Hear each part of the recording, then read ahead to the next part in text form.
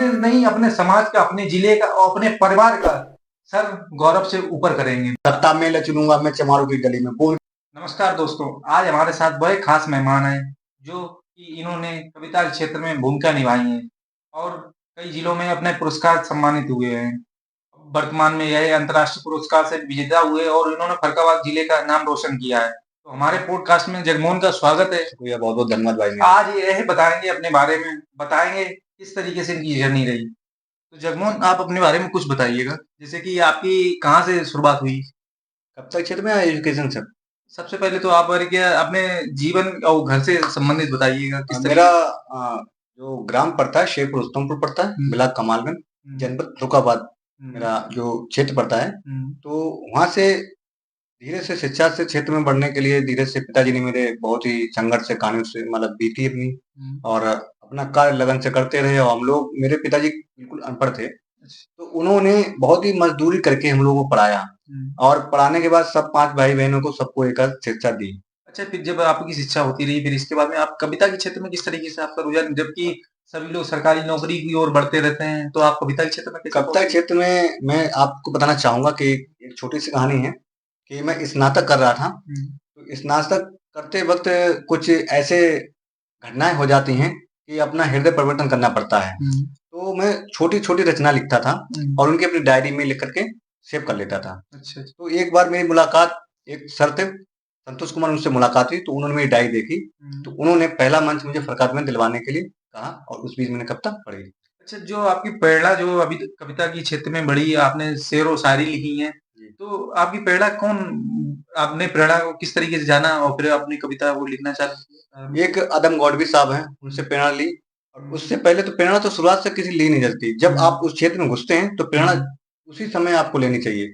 और शुरुआत में तो अपने हृदय से ही जो चीज बनती है वो लिखने का कार्य करते हैं। अच्छा, फिर आपका जो पहली आपने कविता लिखी, तो वो क्या उद्देश्य थी कविता लिखने का। उद्देश्य वही है जो मेरा सीधा, जो कलम जो मेरी है वो सिंगारस पे चलती है। तो उसी पे एक रचना लिखी थी मैंने कि दिल किसी से कभी तुम लगाना नहीं, नींद रातों की अपनी गवाना नहीं, बीच रास्ते में ये छोड़ देंगे तुम्हें, हुस्न वालों को अपना बनाना नहीं, और मौत आ जाए गलियों में तेरी मुझे, इससे बेहतर कोई भी ठिकाना नहीं, और मेरे महबूब तुझको है मेरी कसम, प्यार करना फिर करके रुलाना नहीं, और जिस जगह कदर गौतम ना हो आपकी, भूल कर इसी महफिल में जाना नहीं। अच्छा, बहुत अच्छी आपने लाइन लिखी। फिर आपको जब पहला मंच मिला फर्रुखाबाद जिले में, तो आपके जैसे वहाँ पर डर, एक शंका रहती है कि हम बोल पाएँगे कि नहीं बोल पाएँगे, तो उस शंका को कैसे दूर किया आपने? शंका ये थी कि डर तो भाई होता है जो अच्छे-अच्छे मंचों पे बैठकर जो लोग पहुँचते हैं वहाँ पे, वो भी कठिनाइयों से वहाँ पहुँचे हैं। और मैं नया युवा था और उस लेखन की दुनिया में पहला कदम रखा था। तो वहाँ पे एक डॉक्टर शिवम अंबर जी हैं, जो अंतर्राष्ट्रीय विश्वविख्यात कवि हैं। उनके बीच में मुझे पढ़ने का सौभाग्य मिला और मैंने उनके साथ पहले ही रचना जो कहते हैं एक शेर पढ़ा था। तो उन्होंने वहीं समझ लिया, हाँ अच्छा कि मेरा ये था कि रोने वाली बातों पे होठों ने हंसना सीख लिया, क्या इतना काफी होगा, इस दुनिया में जीना सीख लिया, और झूठ को कैसे सच करना है, सच को कैसे झूठ, झूठ को कैसे सच करना है, सच को कैसे झूठ, हमने भी सब जादूगरी खेल तमाशा सीख लिया। ये पहला था। तो उन्होंने बहुत ही वाहवाही की और उन्होंने बोला था कि पढ़ने जाना। जो मेरे संतोष सर थे, उन्होंने कहा पढ़ने जाना तो ये समझना कि मेरे सामने पब्लिक जो बैठी है वो कुछ नहीं जानती है। अब सामने वालों को आप कुछ नहीं जानोगे तभी वो पढ़ पाओगे, अगर जानोगे वो मेरे सामने इतने बड़े हैं तो आप हिचक जाओगे और पढ़ नहीं पाओगे। तो आपने अपना जो पहली कविता वहाँ पर उस मंच पे बोली, फिर आपको किस तरीके से प्रोत्साहन मिला? उसका लोगों ने वहां देखा, मेरी रचनाओं को बहुत ही नाम बड़ी करी और धीरे धीरे ये कहा कि आप लिखते रहो। फिर लोगों से जुड़ाव हुआ, संपर्क हुआ, तो लोगों ने समझा किसी कलम सही चलती है, तो लोग मुझे फिर बुलाने लगे, इनवाइट करने लगे। अच्छा, जैसे आपने कहीं, जैसे आपको पहली जब जीत मिली, उस मंच पे जो व्यक्ति आदमी सोचता है कि वहां पर मंच पे बैठ ही जाए, और उस मंच पे आपने बोला, अपनी कविता प्रस्तुत किया, वो जीत को कैसा आपने फील किया? फिर ये लगा कि हाँ शायद आगे बढ़ सकते हैं। अगर किसी को कहते हैं हाथ पकड़ लो या कलम पकड़ लो, तो उसको थोड़ा अगर सहारा दोगे तो शायद वो आगे निकल जाए। तो शायद मेरा पहला कदम संतोष सर के लिए था, जो उन्होंने मेरा हाथ पकड़ के वहां तक पहुंचाया और मुझे उस मुकाम पर पहुंचा करके मुझे ये लगा कि शायद अब मैं कुछ कर सकता हूँ इस क्षेत्र में, साहित्य की दुनिया में। अच्छा, जैसे जैसे हमारी आपकी एज के लोग ज्यादातर सरकारी नौकरी की ओर भागते हैं, कोई पुलिस में हो जाता है, कोई एसएससी में जाता है, अलग अलग विभागों में जाते हैं, पर आपने जो है कविता के क्षेत्र किस तरीके से अपना लिया? कविता क्षेत्र अपनाने के लिए देखो, किसी फैमिली होती है वो पहले ये कहती है कि जॉब की तरफ आगे बढ़ो। भाई मेरी फैमिली ने भी कहा जॉब के लिए आगे बढ़ो। वो ये नहीं कहते हैं कि आप ये क्षेत्र छोड़ दो, उनका मकसद है कि पहले नौकरी लो फिर इस क्षेत्र को बढ़ो। और मैं ये सोचता हूँ कि अगर नौकरी के क्षेत्र के लिए भागूंगा तो जो मेरी बनाई हुई पूंजी है वो तब तक आगे के लिए समाप्त हो जाएगी। क्योंकि ये थिंकिंग, जब सोचोगे तभी कुछ लिखोगे, जब वो सोच ही खत्म हो जाएगी तो फिर उस पर क्या कार्य कहाँ से करेंगे। जिसे कहने मतलब कहीं ना कहीं आपको मतलब है कि जब आप अपने शौक को पूरा करोगे तो बाकी में उसमें ऊंचाइयों तक पहुंच सकते हो, क्योंकि शौक से आप हर चीज जब करोगे तो उसमें ऊंचाइयों की ओर जाने का प्रयास रहता है। जब हम किसी बिना शौक के हम लगे रहते तो उसमें ना शौक ही पूरी हो पाती और ना ही आपका जो काम करना चाह रहे वो हो पाता है। तो आप जब उन्होंने कलम की ओर ध्यान दिया और इन्होंने ऐसी ऐसी कविताएं लिखी हैं, ऐसी शेर और शायरी लिखी हैं जो व्यक्ति को अंदर से झिंझोड़ जाती हैं। जब आपका पहला मंच मिला, आपको पुरस्कार मिला, फिर आपके घर वालों का किस तरीके से विचार बदला? ये शुरुआत में रुझान तो घर वालों का अच्छा था, फिर धीरे धीरे पढ़ाई से थोड़ा रुख मुड़ता चला गया। घर वाले चिंता करने लगे कि अब आगे क्या करेगा, तो इसलिए उन्होंने कहा ये थोड़े थोड़े दिनों के लिए बंद कर दीजिएगा। उस टाइम फिर पेपर लगे हुए थे तो परीक्षा के तौर पे घर वालों ने मुझे ये कहा कि आप परीक्षा दीजिएगा, उसके बाद ये कार्य करिए। फिर परीक्षा भी दिए, पास भी हुए, फिर कार्य पे पुनः लग गए। अच्छा, जब आपने अभी जल्दी में आईआईटी कॉलेज कानपुर में भी आपने पुरस्कार जीता है, उसकी जर्नी क्या रही आपकी? उसकी जर्नी ये थी कि मेरे को फोन आया था, तो ये कहा था कि जिले में जो भी स्पीच देगा तो जो टॉप पे जाएगा उसको आईआईटी कानपुर भेजा जाएगा, जो जिले का प्रतिनिधित्व करेगा। तो मैं था, एक लड़की और थी, उसका नाम नहीं ध्यान आ रहा, तो 2 लोगों ने टॉप किया था। उन 2 लोगों को आईआईटी कानपुर भेजा गया था, जो G20 शिखर सम्मेलन था उसमें प्रतिभाग किया था और जिले का नेतृत्व करने के लिए मुझे मुद्दे दिए गए थे। इस पर महंगाई, रोजगार और युवाओं की जो परेशानी, उस पे मुद्दे पे बात करने के लिए आईआईटी में मुझे बुलाया गया था। अच्छा, जब आपने वहां पर ऐसे मुद्दों पे आप चर्चा की तो किस तरीके से आपने अपने मुद्दों को रखा? वैसे उस आईआईटी कॉलेज में जी शिखर सम्मेलन था, वहां पे ये था कि आप इंग्लिश में बात कर सकते हैं, पर मैंने प्राथमिकता वहां पे दी कि मैं हिंदी में ही बात करूंगा, क्योंकि मेरी जो राज्य भाषा है वो हिंदी ही है। तो मैंने शिक्षा पे, रोजगार पे, महंगाई पे ये रखे कि व्यक्ति को उसी धारा में बहना चाहिए जो धारा जिधर उनका माइंड जा रहा हो। किसी बच्चे को या पेरेंट्स को अपनी थिंकिंग बच्चे पे नहीं थोपनी चाहिए। अगर आप अपनी थिंकिंग सौंपेंगे उस पे तो वो कार्य उस पे नहीं कर पाएगा और विचलित दिशा में बह जाएगा वो। बिल्कुल बिल्कुल बात सही। तो आपने अपने शौक भी पूरे किए, फिर वहां से जब आपने पुरस्कार जीता, फिर इसके बाद में आप लखनऊ में भी आपने पुरस्कार जीता।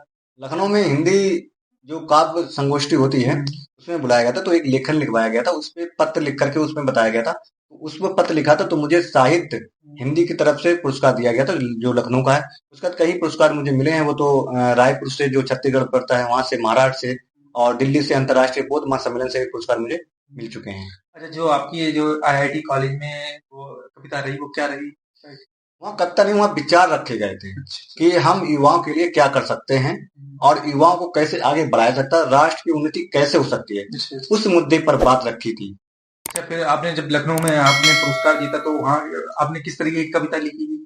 कविता वहाँ पे एक छोटा सा एक शेर है हमारा कि श्रृंगार पे पढ़ना चाहूंगा कि कहते हैं कि दर्द को सहना जानते हैं, दर्द को सहना जानते हैं, प्यार को उल्फत बनाना जानते हैं। क्या कहा बिछड़कर मर जाएंगे, क्या कहा बिछड़कर मर जाएंगे, जा तेरे बगैर भी जीना जानते हैं। वाह, क्या आपने, आपका श्रृंगार ही रस है। तो आपको कहने करुणा जो एक भाव होता है, श्रृंगार का मतलब क्या होता है? श्रृंगार की जो 2 धाराएं होती हैं, एक होती है वियोग और ये एक होती करुणा। अच्छा, करुण रस जो होता है वो किसी वस्तु या किसी व्यक्ति के चले जाने पर होता है। वियोग माने क्या होता है कि कोई चीज चला गया, और करुण माने मतलब कोई छीन गया या खो गया। जैसे आपका फोन है, कोई अगर छीन ले गया तो क्या वो हृदय में करुण उत्पन्न होगा, तो करुणा वो करुणा से होता है। और वियोग रस वो होता है कि मैंने प्रेमी या प्रेम के लिए जो मुझे छोड़ के गया उसकी यादें दिल में बनी रहे, वो वियोग रस होता है, उसके लिए आप लिख सकते हो। अच्छा, आपने जो वियोग रस पे आपका, हाँ वियोग रस है हमारा। अच्छा, वियोग रस पे। तो आपकी जो वियोग रस के जो आपने वर्तमान में अभी जल्दी में एक कविता लिखी है, तो वो कविता क्या है? एक कविता है जल्द में कि वादा कर लेती है वादे से मुकर जाती है, वादा कर लेती है वादे से मुकर जाती है, वो इसलिए मेरे दिल से उतर जाती है। और कैद कैद ही नहीं कर सकता उसे कोई भी। कैद कैद ही नहीं कर सकता उसे कोई भी। वो तो खुशबू है, हवाओं में बिखर जाती है। और दिल ही नहीं जिसपे मेरी जान फिदा है गौतम। दिल ही नहीं जिसपे मेरी जान फिदा है गौतम, सामने आती है और चुपके से गुजर जाती है। और इसी में एक शेर है, वो सभी के लिए मैं सजेशन कर रहा हूँ, और ज्यादातर महिला वर्ग के लिए है। और देखिएगा कि जो मेरे बास थे खाती थी जहर की गोली। मतलब जो प्रेमी लोग होते हैं, हाँ। बिछड़ते हैं, कह रहे मैं आपके, जब आप नहीं रहेंगे तो मैं गोली खा लूंगी अगर आप शादी नहीं हुई, तो उनके लिए है कि जो मेरे बास थे खाती थी जहर की गोली, बात शादी के वो लड़की भी सुधर जाती है। क्या बहुत खूब है। बात शादी को लड़की भी सुधर जाती है। ऐसे से लिखता हूँ मैं सभी के बहुत लिए। इन्होंने अच्छा लिखा है। शायद आप दोबारा इसे फिर बोलिएगा। ये पूरी गजल पढ़ दूं? हाँ, पूरी गजल बहुत अच्छी और वादा कर लेती है वादे से मुकर जाती है। वादा कर लेती है वादे से मुकर जाती है।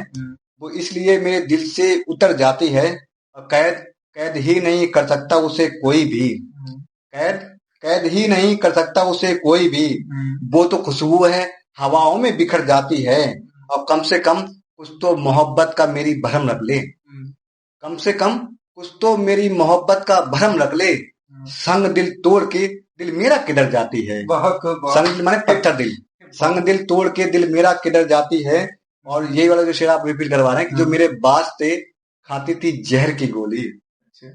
जो मेरे बास थे खाती थी जहर की गोली, बाद शादी के वो लड़की भी सुधर जाती है। और शेर मक्ते का पढ़ना चाहूंगा कि दिल ही नहीं जिसपे मेरी जान फिदा है गौतम। कहते हैं कि उसके लिए सब कुछ निछावर है। कि दिल ही नहीं जिसपे मेरी जान फिदा है गौतम, सामने आती है और चुपके से गुजर जाती है।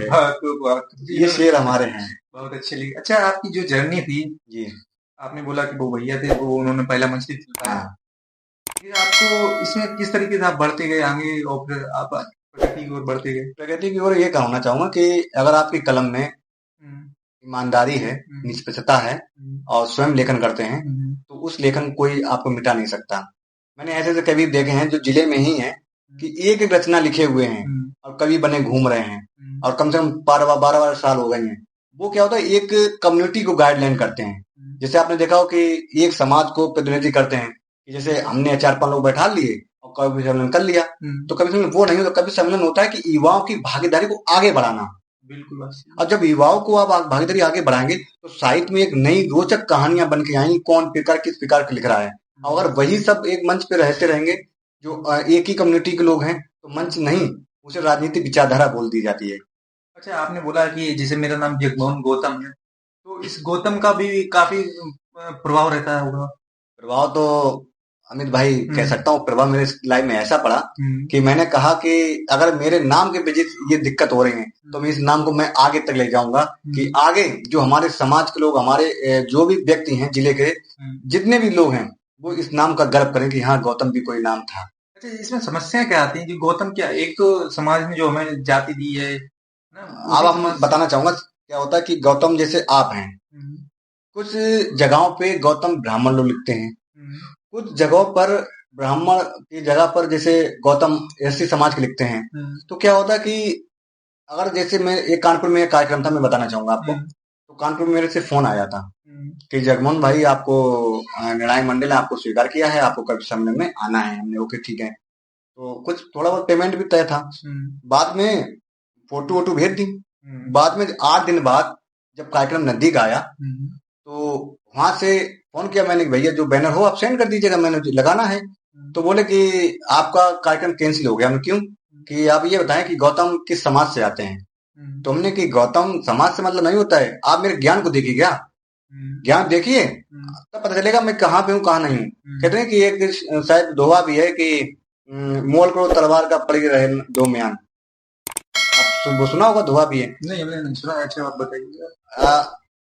मुझे उसका दोहा याद नहीं, मुझे ये मालूम है, लास्ट लाइन है कि मोल करो तलवार की पड़ी रहने दो म्यान। तलवार को देखो धार कितनी है उसमें, म्यान से क्या फायदा, म्यान तो पड़ी रहेगी ना। तो हमारे टैलेंट को देखो, अगर मैं आपके खिलाफ या आपके अच्छा लिख रहा हूँ तो बोला, तो वो बोले कि आप ऐसे समाज में आते बिल्कुल, इसीलिए निर्णायक मंडल ने आपको कैंसिल कर दिया, आपको नहीं बुलाना चाहते। तो कोई दिक्कत नहीं। आपको कहीं ना कहीं आपको जाति से भी काफी प्रभाव पड़ा? जाति से बहुत प्रभाव पड़ता है। अगर आप पीछे पांडे, दुबे, त्रिवेदी लगा लेंगे तो आपको वो लोग समाज वाले उनको ही आगे बढ़ाएंगे, क्योंकि हमारे समाज जो उठा है, जो साहित्य की ओर उनको नहीं इतना ज्ञान है, बहुत कम लोग हैं, क्योंकि उनको इतना शिक्षा का ज्ञान नहीं था। शिक्षा ज्ञान अभी से हुआ है, जब से संविधान और देश की आजादी मिली है, तब से शिक्षा की तरफ बढ़े हैं भाई। और वो लोग तो उस समय से ही चल रहे हैं, तो उन्हें साहित्य को ज्ञान होगा, तो इसलिए वो नहीं चाहते हैं और हमारे समझ नहीं है कि साहित्य को आगे बढ़े। जब जानकार हमारे समाज में हो जाएंगे तो हम लोगों की वैल्यू आगे बढ़ जाएगी। अरे जगमोहन, जो आपकी समस्या है, ऐसी काफी लोगों की रही होंगी समस्याएं। बहुत से हैं। अच्छा। एक मेरे सामने थे राहुल भाई, राहुल रेड थे, वो भी ऐसे समाज के थे। वो किसी भी व्यक्ति के पैर नहीं छूते थे। वो ये कहते थे हमारे टैलेंट को पहचानो, और किसी भी अपर कास्ट के होते तो जो भी होता वो पैर नहीं छूते, वो कहते मेरा ज्ञान पहचानो। उनका एक शेर था, इसीलिए लोग उसे मंचू नहीं बुलाते थे। उनका एक शेर था कि ये बरगद है, ये पौधों को बड़ा होने नहीं देते, कहीं इनका कद मेरे आगे ना बढ़ जाए, तो इसलिए मुझे मंचों पे खड़ा होने नहीं देते। तो ये शेर था उनका, सही था। ये बरगद है ना, जितने बड़े बड़े लोग बरगद हैं, उनकी छाव में जो पौधे होते देखना सिमट के रह जाते हैं, क्योंकि उनको छाव नहीं, धूप भी मिलती है।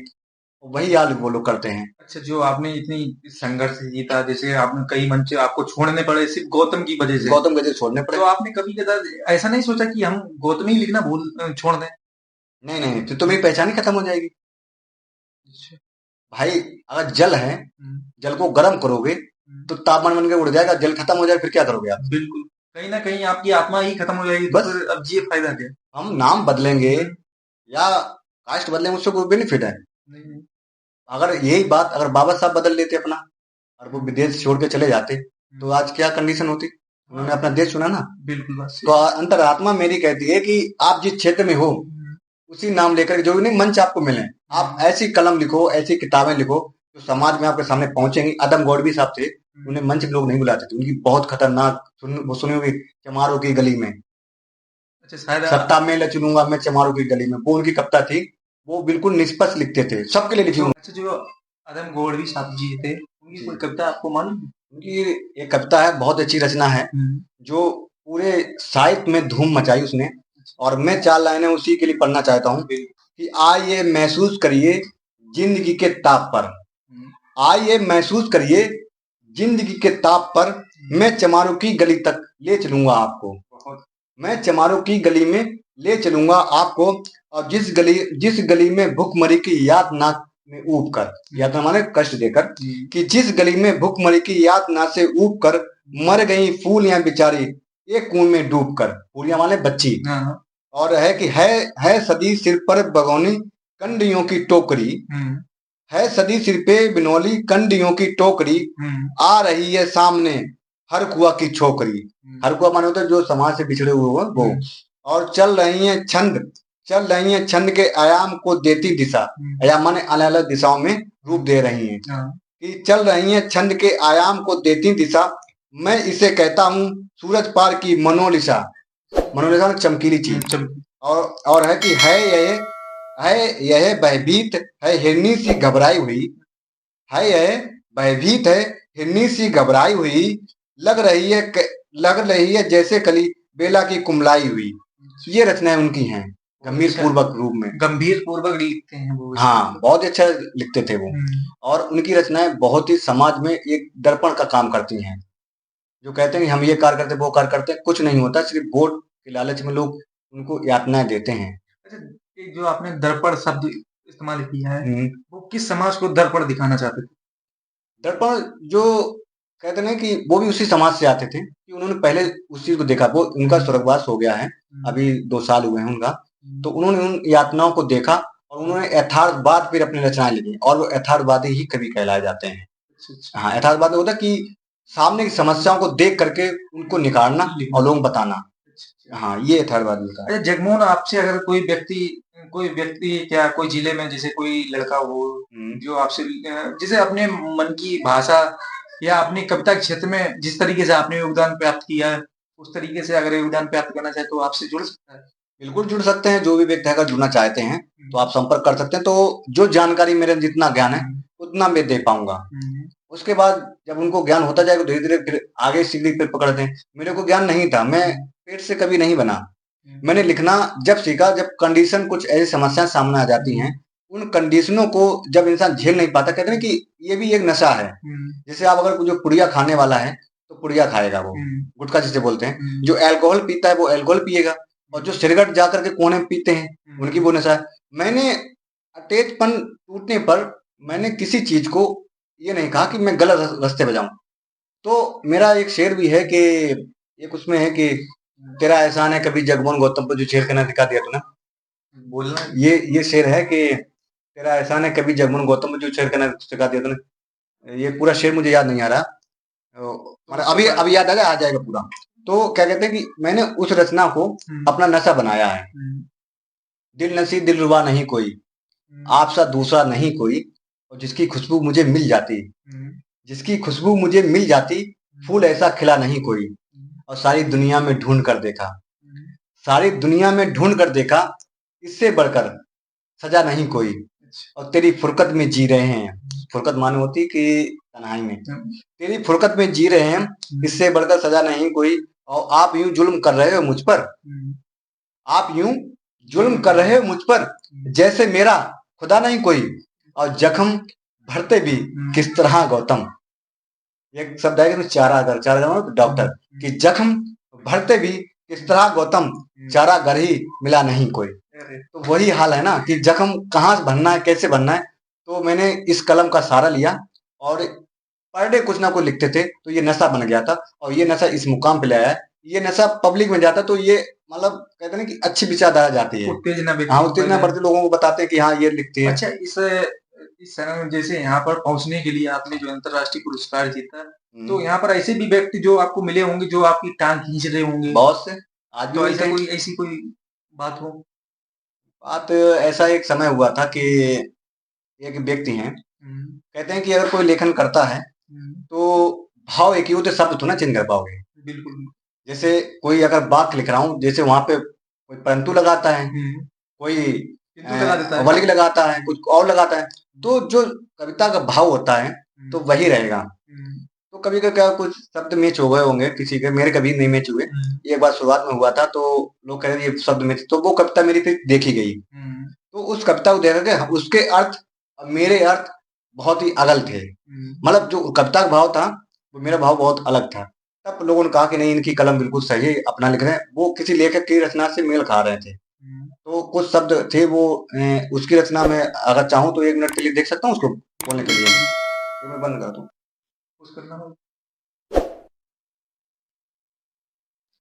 तो आप जिसकी बात कर रहे हैं कि जो लोग टांग खींचे उनके लिए है कि जो नजरें नहीं मिलाते थे वो नजरें मिला रहे हैं, जो नजरें नहीं मिलाते थे वो नजरें मिला रहे हैं, और दूर रहकर भी नजदीक आ रहे हैं। जो नजरें नहीं मिलाते थे वो नजरें मिला रहे हैं, और दूर होकर भी नजदीक आ रहे हैं। ये रब की इनायत है या वक्त का तगाजा, ये रब की इनायत है या वक्त का तगाजा, वो महफिल में मेरे शेरों गुनगुना रहे हैं। अरे वाह! बहुत अच्छा है। तो ये टांग खींचने वालों के लिए है। बहुत अच्छा। और इसी के लिए एक शेर है कि जमीन पर पैर रखा है, रास्ता चाहिए हमको। जो मैं टांग खींचते हैं तो मैंने जो मजबूती से कार्य करता हूँ कि जमीन पर पैर रखा है, रास्ता चाहिए हमको। मैं तिनका हूँ नदी का, किनारा चाहिए हमको, और मेरे पैरों में जख्म देकर वो मुझे नाजुक समझते हैं। अमित भाई, मेरे पैरों में जख्म देकर वो मुझे नाजुक समझते हैं। अगर हम ठान लें दिल में वो मंजिल चाहिए हमको, वो मंजिल चाहिए हमको। कितना टांग खींचने दें, मैं आगे बढ़ता रहूंगा। अच्छा, जो आपका ऐसा सफर रहा तो अभी तक कोई ऐसा संघर्ष जो आपको झंझोड़ देता है अंदर से, ऐसे क्या संघर्ष था? भाई कुछ कहानियां ऐसे टाइम पुरानी घटनाओं को याद करना बहुत बड़ी बात हो जाती है, क्योंकि हमारा जो फैमिली बैकग्राउंड है नॉर्मल ही थे, और अकेले पिताजी कमाने वाले थे। तो बड़ी कठिनाइयों के साथ बीता। कभी कभी क्या होता था कि पिताजी हमारे संघर्ष करके आते, कभी वही 200-250 रुपए से उनकी थी, तो काम करके आते, फिर उसी से आटा फाटा जो भी आता था आकर के फिर खाना पीना बनता था। तो पिताजी मेरे आर्मी में पहले काम करते, टेंट मास्टर थे, आज भी हैं। तो उन्हीं के जरिए से फिर उन्होंने पढ़ाना बंद नहीं किया। उन्होंने कहा भले मैं आदि खा लूंगा, बच्चों जरूर पढ़ाऊंगा। उन्होंने कभी मेरे लोगों को, भाई को कभी काम करना नहीं जाने दिया। और फिर उन कठिनाइयों से गुजरे। फिर एक कठिनाई ऐसी आई कि पिताजी मेरे बहुत ही बीमार हो गए, और क्यों न्यूरो सर्जन की दवाई चली। तो मतलब जो भी था मम्मी ने गहने पहने सब बेच दिए थे, और उस तबीयत से उबार पाया। तो आज भी पिताजी मेरे उतने ठीक नहीं जितने पहले थे। अच्छा, ऐसे जब ऐसा माहौल आता है तो आदमी आपका साथ भी छोड़ देता है, अच्छे रिश्ते भी टूटने लगते हैं, अरे ऐसा कभी कुछ रहा? लोग तो समाज में ऐसे थे कि वो ये सोच रहे थे कि आज आज एक्सपायर हो रहे, कल हो रहे हैं। बहुत लोगों ने सोचा कि ये नहीं बचेंगे, पर सबने साथ छोड़ा, रिश्तेदारों ने साथ छोड़ा। पर एक दो कहते रिश्तेदार कुछ ऐसे होते हैं जो साथ देने वाले होते हैं। मेरे मामा लोग थे, उन्होंने साथ नहीं छोड़ा और रिश्तेदार में लोग साथ छोड़ गए। तो उनका मैं सभी का आभारी हूँ जिन्होंने मेरे संघर्ष में और हमें कठिनाइयों में साथ दिया। तो उनका अभी हमेशा ऋणी रहूंगा। और मेरे पिताजी आज हमारे बीच में उपस्थित हैं। अच्छा, जो आपको जैसे आपने बताया कि मेरा ऐसा संघर्ष रहा, जो वाक़ई में रियलिटी में ये आदमी दुखदायक लगता है। जी, इस संघर्ष में आप कैसे वहाँ पर खड़े रहे, अडिग बनकर खड़े रहे? अडिग बनने के लिए मेरे बड़े भाई हैं। मैं उनका हमेशा पिता का दर्जा उन्होंने दिया है मेरे को। हुँ, और हम उन्हें मानते हैं पिता के रूप में जो मुझे दर्जा दिया, क्योंकि उनको मैंने हमेशा हुँ, बड़े भाई उनके सामने नज़र मिला के बात नहीं करा। तो आज भी हमारे बड़े भाई हैं, अगर कोई चिल्ला दें, कोई ऐसे कुछ बात करे, उनको नहीं, मैं उनकी बात कभी नहीं टालता। उन्होंने बहुत संघर्ष किया। हम लोग छोटे भाई हम थे, एक और छोटा वाला, किसी कष्ट नहीं आने दिया पूरी फैमिली को, सिस्टर तक को यहाँ तक। हुँ, उन्होंने बहुत संघर्ष किया और उनका मैं हमेशा मतलब ऋणी रहूँगा। एक तरीके से उनके कदमों में ही रहना चाहूँगा मैं। तो उन्हें सबसे ज़्यादा दिक्कत मिली है, उसके बाद मैं तो बीच का हूँ। बड़े भाई जो थे हम तो मंझले हैं, तो हमें इतना कष्ट नहीं हुआ जितना उन्होंने कष्ट झेला है। हुँ, परिवार के लिए, फैमिली के लिए, भाई-बहनों के लिए उन्होंने अपनी पढ़ाई भी आगे चल के छोड़ दी थी, एलएलबी करने के बाद, हुँ, और वकालत की उसके बाद छोड़ दी। उनका वो ज़्यादा मतलब है। संघर्षपूर्ण। तो जब आप अडिग बन के खड़े रहे, आपने ऊँचाइयाँ प्राप्त की, तो आपको भी अच्छा लगता होगा फिर? अच्छा ये लगता है कि चलो अब हुँ, सुकून ये है हुँ, कि अब घर में, मेरे घर में जो पहले का दौर था, 1 किलो, 2 स्थिति किलो, थी। 5 किलो आटा आता था, हुँ, वो दौर खत्म हो गया। हम लोग, मेरे बड़े भाई आज भी उतना ही करते हैं कि जब गेहूँ की सीज़न आती है, तो वो पहले से रुपए डाल देते हैं, गल्ला खरीद लें। पहले अभी तक गेहूँ बच जाता है मेरा 1-2 कुंटल, हम तो एक्स्ट्रा बेच देते हैं। अगले साल जब आता है तो फिर बेच के फिर दूसरा नया ले लेते हैं। तो यहाँ तक हो गया कि भाई मेरे घरवाले पिता सब साथ दे रहे हैं, कोई दिक्कत नहीं है। अच्छा, जो काफ़ी फैसिलिटी होने के बाद में जैसे व्यक्ति के पास में फैसिलिटी भी है, ज़रूरतों के सारे सामान हैं, मुहैया हैं, फिर भी वो व्यक्ति बढ़ क्यों नहीं पाता है? उसे क्या आप बताना चाहोगे? देखो, बढ़ने के लिए खर्चा भी है और काम भी है। उस स्तरीय काम नहीं मिल पाता है कि जिस स्तरीय में मिलना चाहिए। हुँ, जैसे अभी मज़दूर आदि समझ लो, हुँ, मज़दूर लोगों को 400 मिल रहे हैं। हुँ, अब 400 रुपए में आप समझो कि ₹350 का झोला हो गया है, 5 किलो का आटा। हुँ, अब वो 400 में कितना घर पे ले जाएगा? हुँ, और वो 5-6 दिन चलता है, क्योंकि 3-4 बच्चे कहाँ चल पाएँ। हुँ। तो वो ऐसा काम हो फील्ड में या कहीं भी सरकार के द्वारा भी, जिससे लोगों को मुहैया कराया जा सके। नहीं, जैसे कहने में जो व्यक्ति के पास जैसे हमारी जैसी उम्र की, आपकी जैसी उम्र की लड़की हैं, जिनके पास हर चीज़ सहूलियत मौजूद है, जैसे आपके पास तो कुछ भी नहीं था, तब आप यहाँ तक पहुँच गए, ऊँचाइयों तक पहुँच गए। और कुछ लोग तो ऐसे भी होते हैं जिनके पास सब चीज़ होते हुए भी वो पीछे रह जाते हैं और फिर वो दोष देते हैं कि मेरी किस्मत ही खराब है। तो इसे क्या कहना चाहोगे? नहीं, किस्मत खराब किसी की किस्मत ही, जैसे आपने देखा था कबीरदास तो पढ़े लिखे भी नहीं थे। हुँ, उन्होंने पढ़ा था कबीरा खड़ा बाजार में सबकी मांगे खैर, हुँ, ना काऊ से दोस्ती ना काऊ से बैर। हुँ, उन्होंने कहा था ना, बिल्कुल। ये भी बोला था, काकर पाता जोड़ के मस्जिद लई बनाए, हुँ, बाकर मुल्ला हो खुदा जो खुदा वो बोरा है। अच्छा। भाई भैरत हो ना है। हुँ, तो वो पढ़े लिखे हैं, तब भी उन्होंने हुँ। संघर्ष किया ना। तो कहने का मतलब संघर्ष व्यक्ति करना को जरूरी है। संघर्ष करना हाँ, ज़रूरी है। संघर्ष करना जरूरी 4 है। जगह पैर मारना ज़रूरी है। हाँ, हुँ, इसी तरीके से। अगर वहां पे हैं, अगर आप अच्छी काम नहीं कर रहे हैं, हुँ, तो आपको ये देखना चाहिए कि जो समय हमारा है, हुँ, उस समय को कैसे आगे बढ़ाया जाए। हुँ, अब जब समय नहीं आपका होगा तो बेकार है। हुँ, समय परिवर्तन ही सिखाता है, बिल्कुल, क्योंकि बिल्कुल। विकास हमेशा पर चलता है, निरंतर चलता है। निरंतर विकास स्थायी थोड़ा ना होता है, हुँ, ना एक रेखीय में चलता है। हुँ, विकास एक तार के रूप में चलता है। आपने हुँ, देखो कभी इंसान सांस से लेता है ना, हॉस्पिटल में होता है तो कभी उसकी ठीक होता है। चलता है। हाँ, हाँ। तो ऐसा ही विकास है, ऐसा ही जीवन की प्रक्रिया है। हुँ, आपको एक तार चलता है, एक रेखीय में चलेगा विकास, कभी नहीं चल पाएगा। बिल्कुल बात सही है और आपकी। इंसान उसी विकास तौर पे काम करना तो चाहिए समय के निरंतर अनुसार। प्रयास ही आपकी जो है कला की कुंजी है। कहने का मतलब निरंतर प्रयास ही आपकी जीवन की कुंजी है। आप किस तरीके से अब उस कुंजी को इस्तेमाल करते हैं। तो जगमोहन जी, अभी हाल ही फिलहाल में आप उसका ना प्रधान पद का अच्छा, जो आपने कलम से, स्याही से अपनी कविताओं को, अपनी लेखन को लिखा है, तो इसमें शिक्षा की महत्व तो रहा होगा? बिल्कुल सच्चा महसूस हो रहा है कि मैंने जो मेरी स्नातक हुँ, फर्रुखाबाद से हुई है और हुँ, बीएड भी फर्रुखाबाद से हुई है। हुँ। और पढ़ाई के योगदान में आगे चलते रहे और कार्य चलता चला और फिर मैं लिखता भी रहा। नहीं, जैसे मेरा कहने का मतलब ये है कि जो आप जो इस स्नातक तक की आपने डिग्री प्राप्त की है, हुँ। क्या इसमें कविता के क्षेत्र योगदान होता है? बिल्कुल होता है। भाई हिंदी साहित्य पढ़ते हैं, हिंदी साहित्य में मुंशी प्रेमचंद हो गए, दिनकर जी हो गए, ये कविता क्षेत्र में ही तो आते हैं। जब आप हिंदी पढ़ेंगे और हिंदी साहित्य में उनके लोगों को जानोगे तो अपने आप कविता की रुचि बढ़ेगी आपको। और जब कविता ही नहीं पढ़ेंगे, भाई आप इंग्लिश पढ़ेंगे तभी पोएम लिख पाएंगे। जब इंग्लिश ही नहीं बोल पाएंगे तो कब पोएम कहाँ से लिखेंगे? अच्छा, आपके जो प्रेरक कौन रहे अभी तक प्रेरक के? प्रेरक के लिए मैं किसको दूं? वही इंसान जो अटैचमेंट रहता है, और एक व्यक्ति का मैं जरूर एहसानमंद रहूंगा, जिन्होंने, मैं आज भी उनका मतलब आभारी हूँ, जिन्होंने एक परीक्षा के लिए मुझे अपने तरफ से पैसे दिए। उस टाइम मैं बहुत कष्ट में था। उनका नाम जरूर लेना चाहूंगा, क्योंकि वो भी इस चीज को देखें कि यहाँ कि मैंने क्या किया था। उन्होंने मुझे उस पैसे दिए थे और ये कहा था कि जब आप लग जाए, सक्सेस हो जाए, तो मेरे पैसे दे देना, नहीं तो ये समझ लेना कि मैंने उधार के रूप में दे दिए। आज भी उन, और जहाँ तक मेरा संबंध टीचर के संबंध में ही रहता है, टीचर लोग जितने संपर्क में रहते हैं, उनका नाम तो नहीं ले सकता, बहुत ही अच्छी हैं। आज भी कभी कदार उनसे थोड़ा तालमेल टूट जाता है, फिर चालू हो जाता है, तो उनका आभारी हूँ, बहुत बहुत धन्यवाद उनका। अच्छा, आप एक ऐसे जिले में आते हैं, फर्रुखाबाद जिले में, जिसमें महादेवी वर्मा जी का भी नाम रखा गया है। महादेव वर्मा छायावाद की प्रवर्तक हैं वो। अच्छा, उनके बारे में 2 लाइनें आप बताइए, क्या उनका जीवन रहा, क्या किस जीवन तरीके से? क्या, उन्होंने पढ़ाई तो इंदौर में ही रहकर की है, हुँ, और उनकी एक रचना कोई थी तो उन्होंने बहुत ही अच्छी लिखी थी। जो यथार्थवाद थी वो रचना को लोगों ने पब्लिकेशन नहीं होने दिया है, और वो एक ऐसी लेखिका हुई है जो आधुनिक मीरा के नाम से विश्व में प्रख्यात भी हैं, और उनकी रचना बहुत ही काबिल भी हैं।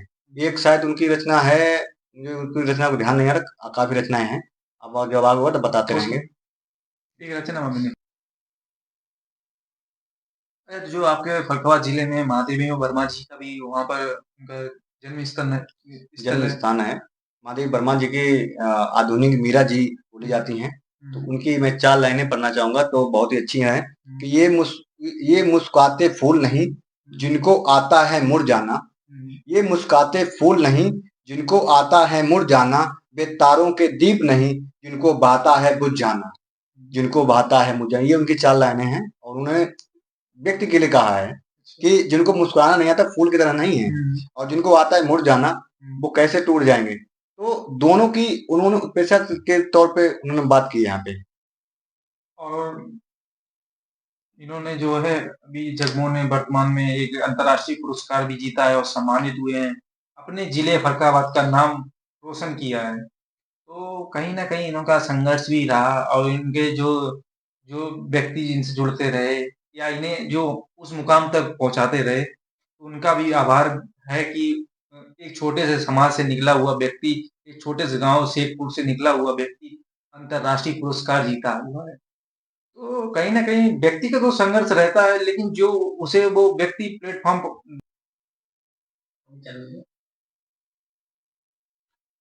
अभी इन्होंने वर्तमान में एक अंतर्राष्ट्रीय पुरस्कार भी जीता है। पुरस्कार की जीता क्या, इनका जो संघर्ष रहा, उसके लिए इनका अंतर्राष्ट्रीय पुरस्कार बनता भी है, और इनका संघर्ष ऐसा नहीं छोटा रहा, वो इनका काफ़ी छोटे समाज से आते हैं, एक गौतम समाज से आते हैं, जो आदमी व्यक्ति ऐसे समाज को बैठाना भी पसंद नहीं करता, बोलना नहीं पसंद नहीं करता, उस समाज से निकल कर एक छोटे से गाँव से निकल के, शेखपुर से निकल के, और फिर एक अंतर्राष्ट्रीय पुरस्कार तक पहुँचने की जर्नी जो इनकी बड़ी कष्टदायक रही है, शायद उन्हें लफ्ज़ों में भी ना बयाँ कर पाएँ। तो आपकी जो अंतर्राष्ट्रीय ये पुरस्कार की यात्रा रही, वो किस तरीके की रही? वो अंतर्राष्ट्रीय, अमित भाई बताना चाहूंगा कि मेरे एक मित्र हैं बुलंदशहर के, तो उन्होंने एक लिंक डाला था कि जगमोहन भाई, ये जो कार्यक्रम हो रहा है जिसमें से 20 देश के और 20-22 देश के लोग, बौद्धिस्ट विचारधारा के लोग वहाँ पे उपस्थित हो रहे हैं, जो साहित्य क्षेत्र में योगदान अपना दे रहे हैं। तो वहाँ पे विचार रखे जाएंगे और लेखन देखा जाएगा कि आप किस दिशा में लिखते हैं। तो गौतम बुद्ध जी के जीवन पर वो लेख लिखा गया था। तो मैंने कहा ठीक, उन्होंने लिंक भेजी थी, तो मैंने पूरा पैराग्राफ 4 पेज में लिखा था कि उन्होंने कहाँ जर्नी हुई, कहाँ से ज्ञान प्राप्त हुआ। जैसे ज्ञान उन्हें प्राप्त हुआ, फिर उनका बोध हुआ, बोध माने लोगों को शिक्षाएं दी, फिर उनको करुणानिधि चलते गए, तो वो पूरा जीवन पर उनको लिख कर मैंने वहां भेजा था। तो वहां पे भेजने पर क्या हुआ कि वहां पे 100 लोगों समाज के, जिनको 100 लोगों को बुलाया गया था, उनकी रचनाएं वहां पे पढ़ी गई, उनके त्रुटि देखी गई क्या है क्या नहीं, बिल्कुल निष्पक्ष तौर पे कार्य हुआ। तो वहां पे मुझे बुलाया गया, जिसमें 3 दिन मेरे को दिल्ली में रहने का सौभाग्य मिला, और वहां पे रहे। तो दिल्ली तालकटोरा एक स्टेडियम पड़ता है, उसमें वहां 3 दिन रखा गया, पूरा एसी माहौल था, खाना पीना लेकर सब कुछ। तो वहां मुझे सम्मानित किया गया, अंतर्राष्ट्रीय बौद्ध समिति ने मुझे अंतर्राष्ट्रीय पुरस्कार से सम्मानित किया। जो उसके बाद 2 दिन बाद मैंने देखा तो मेरे नेट पर ही वो नाम चलने लगा, अच्छा, अगर जैसे आप नेट गूगल पे कहीं डालते हैं, मेरा नाम जैसे डालेंगे जगमोहन गौतम, तो पूरा सब कुछ आ जाएगा कि मैं कौन हूँ, क्या हूँ, पूरा पुरस्कार सब कुछ आ जाते हैं। फिर जब अच्छा आपने जर्नी रही इतनी मेरी। अच्छी ख्याति प्राप्ति की अंतर्राष्ट्रीय पुरस्कार की, तो आपको भी अच्छा लगा होगा कि हमारा आज संघर्ष जो है कामयाब आज हो गया है। नहीं, वो जब वहाँ से लौटे थे तो पत्रकार लोग काफ़ी लोग आए थे। उन्होंने मेरा इंटरव्यू लिया तो उन्होंने लेख भी अखबार में निकलवाए थे हुँ, और पेपर भी 4-5 पेपर में निकला था जिसमें लिखा था कि फरखात युवा सितारा हुँ, जगमोहन गौतम युवा सितारा जो हिंदी साहित्य में बनाए अपनी अलग पहचान। तो हुँ। काफ़ी लोगों ने पेपर में न्यूज़ दिया। मैं उन पत्रकारों का आभार व्यक्त करता हूँ जिन्होंने मुझे ये अपना पेपर में स्थान दिया। अच्छा रहा। इनका जो संघर्ष ऐसा भी है कि इन्होंने कई दिनों तक पैदल यात्रा भी की है। यात्रा ऐसी की है कि इनके पॉकेट में रुपए होने के ना होने के बाद वजह से इन्होंने अपने जो यात्रा जर्नी चालू रखी। कई स्थानों पर ये पैदल ही गए हैं क्योंकि इनके पास पैसे नहीं हुआ करते थे। क्या ऐसी भी आपकी जर्नी थी? जर्नी तो शुरुआत से ही ऐसी थी कि आपको बताया भी था कि पहले छोटे पे ले लो। कभी-कभी क्या होता कि अ, इंटर कॉलेज में पढ़ते थे, स्वराज में ही यहाँ कमालगंज में, तो पर डे हमारा अप डाउन होता था। मेरा लास्ट क्वेश्चन है कि आपका अभी भूतकाल में आप जो है प्रधान पद के प्रत्याशी भी रहे, जी, तो उसकी क्या रहेगी आपकी भूमिका? भूमिका ये है कि देखो राजनीति शुरुआत तुरंत नहीं होती है। हुँ, राजनीति आपको सीखनी पड़ती है और कुछ राजनीति में रह सकते भी हैं। हुँ, और आपको भी पता है कि मैं 2 बार जिला अध्यक्ष भी रहा हूँ, हुँ, राजनीति वहाँ सीखी। फिर उसके बाद मैं गाँव में रह कर के लिखा-पढ़ी का काम करता रहा। हुँ, जैसे जनगणना हो गई, पेंशन काम हो गई, ये सब काम करते थे, तो उसी समय सीट आ गई तो मैं लड़ गया था। तो वो ठीक-ठाक मिले मुझे। हुँ। फिर दोबारा प्लान का प्रधानी की तैयारी कर रहा हूँ मैं। यह वो ऐसे व्यक्ति हैं, यह एक ऐसे व्यक्ति हैं, इन्होंने अपनी शिक्षा को आधा ही छोड़ दिया। इसलिए छोड़ दिया कि अपने समाज को सुधारें, कि जहाँ से इनका लालन-पालन हुआ, अगर हम उसी समाज को ना सुधार पाए, तो हम ऐसे समाज को क्या बना के रखेंगे?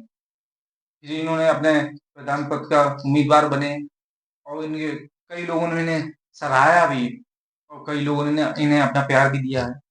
लेकिन किसी कारणवश प्रधान पद में ये विजय प्राप्त नहीं कर सके। तो अब वर्तमान में आने वाले चुनाव में प्रधान पद के प्रत्याशी भी रहेंगे, दावेदार भी रहेंगे और अपनी वो गलतियों को सीखेंगे कि हमारी क्या गलतियाँ रहीं जो हम इस समाज को बेहतर नहीं बना सके। अच्छा, आपको समाज किस तरीके का लगता है कि जो चीज़ें 20 साल में नहीं सुधर पाएँगी वो आप सुधारोगे? देखो समाज नंबर 1 तो पहले बिकना बंद करें। जब आप बिकना बंद कर देंगे तो आप अपना अधिकार ले सकते हैं। हुँ, कहते नहीं कि अधिकार छीने जाते हैं, लिए नहीं जाते हैं। हुँ, जब अधिकार नहीं देगा आपको, जब आप नहीं बिके होंगे तो उससे अपने अधिकार लेने के लिए जाएँगे तो वो आपको कुर्सी देगा बैठने के जी, लिए। और जब उसी समय बिक चुके होंगे तो वो कुर्सी नहीं, बाहर ही खड़े होकर आप बात कर पाएँगे, उससे नज़र से नज़र नहीं मिला पाएँगे। इसलिए ये काम गाँव में आधा विकास नहीं हो पाता इसी मुद्दे पर। और हमारे समाज में आगे की ओर बढ़ते रहे और इन्होंने शिक्षा के ऊपर भी हमें बताया है कि हम इस तरीके की शिक्षा को हमें बताना चाहते हैं कि शिक्षा हर बच्चे के पास हो क्योंकि शिक्षा सबसे बड़ा और सबसे ऊंचा जो है स्तर है क्योंकि शिक्षा से ही हम सोचने का विकास कर सकते हैं किस तरीके से तो अगर हम अपने परिवार को अपने जो बच्चे हैं उन्हें शिक्षा की ओर बढ़ाएंगे तो वो भी एक ऐसे व्यक्ति बनेंगे एक ऐसे लड़के बनेंगे जो अंतरराष्ट्रीय तक जाएंगे और अपने अपने नहीं अपने समाज का अपने जिले का और अपने परिवार का सर गौरव से ऊपर करेंगे